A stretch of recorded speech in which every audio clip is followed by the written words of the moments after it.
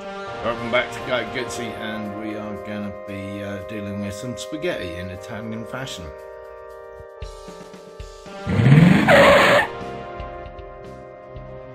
Yes folks, some of that stuff. We're going to be getting rid of these and plugging in some of these. We've used these switches before, as you can see. This is on the Kawasaki R6. So they're nice switches because they don't take up much space on the handlebars, nice and slimline, and again, a decent amount of space between the switches when you've got gloves on and things, so you don't hit the wrong one by mistake.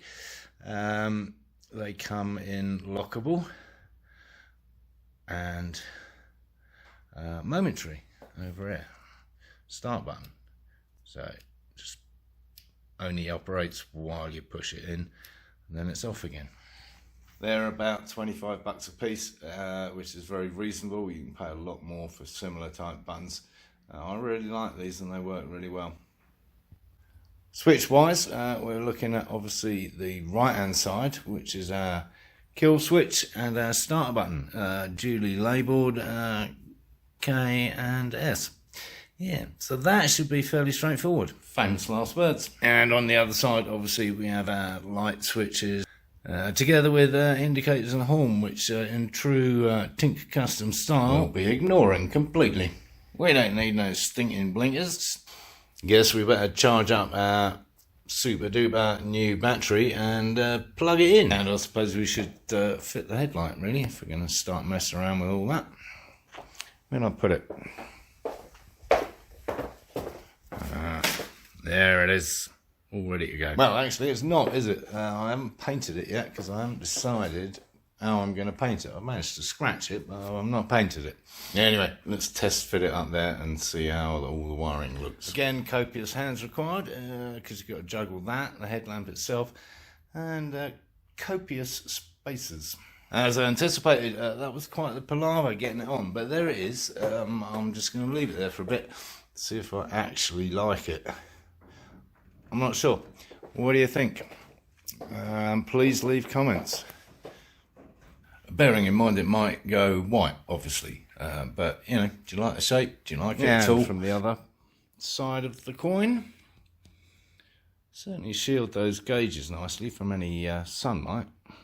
Well, some of it.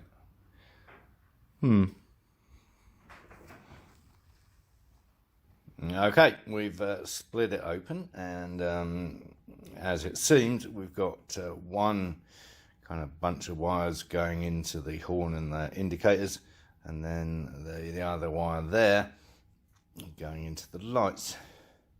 So what I'm going to do is take all this nasty old tape off and leave the light wiring, the blue and the yellow, and then chop the other one down here and mark it up, just in case anyone wants to retrofit a horn or indicators later on.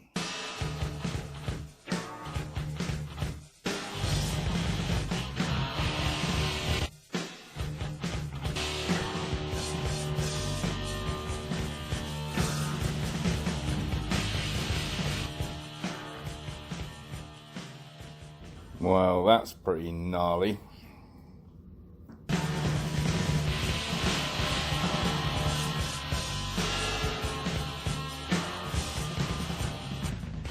And there's the lighting side of things dismantled, so we've got a yellow, a blue and a green in there. Yeah, yellow, blue and a green. And if we trace them up the other end, we've got a yellow, a blue, a yellow and a green, and a blue. Alrighty, which then blue goes to yellow, that's really helpful. Yellow goes to brown, and green goes to green. On our new headlight fitting, we've got an earth, a high beam and a low beam on the main fitting, and then two extra little wires for the ring I think, as I remember, one's for an orange light and one's for a white light, so we'll go for white. And from the original Guzzi headlight fitting, we've got two wires. Basically, the white one is an earth, the other two are high and low beam, and they're connected with these horrible connectors. Yeah, we'll be getting rid of that. And there seems to be some bogus green wiring in there as well, so we've got to trace that back, find out what's going on. So for making up all the new connections, I'm going to be using some of these lovely modern connectors. Yeah, we like these. They're a real pain in the arse to put together, but they're a great connector once they're done. Like I said, it's very tedious and takes a while. So while I'm doing that, you've got time to subscribe down here and give the video the thumbs up, and I'll get back to you later. Yeah, and our switches have arrived just in time. Lovely. And there they are, fitted. Temporarily, at least. We've got some jiggling to do with the throttle, and not sure where they're going to end up either. The brake lever. Brake lever? That'll be the clutch lever, you idiot. Anyway, yes, that. So on this side, we've got our two lockable switches for the high and low beam. And on the other side, we have our lockable for the kill switch, which is the bottom one, I think. And a momentary for the starter. Right, back on with these. Good thing about all this is that it's all coming out of that one plug, so we can unplug it and take these off again, obviously, and do it all on the bench. Yeah, if only we had room. Time for a tidy up. That's better. All right, let's get on with it. There we go. One front harness, I suppose. Alrighty, hooking up the headlight.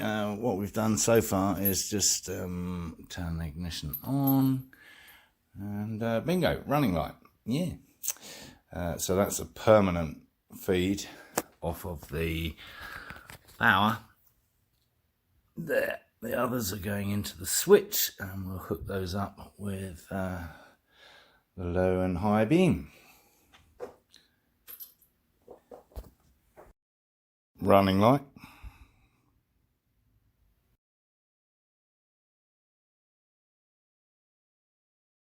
Low beam. High beam. Everything working.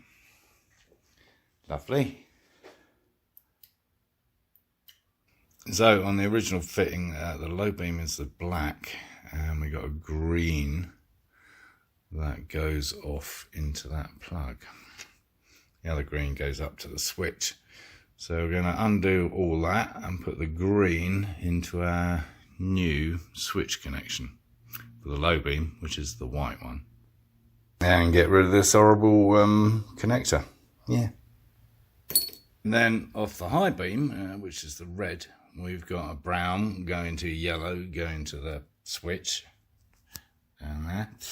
And then we've got another green, which comes off here, comes around here into this little group, which is actually all the warning lights on the dash instrument cluster. So that instrument cluster light, warning light, is now plugged in to the blue, which is our main beam. So the only other wire we've got coming out of the light element of the switch, right, this boy,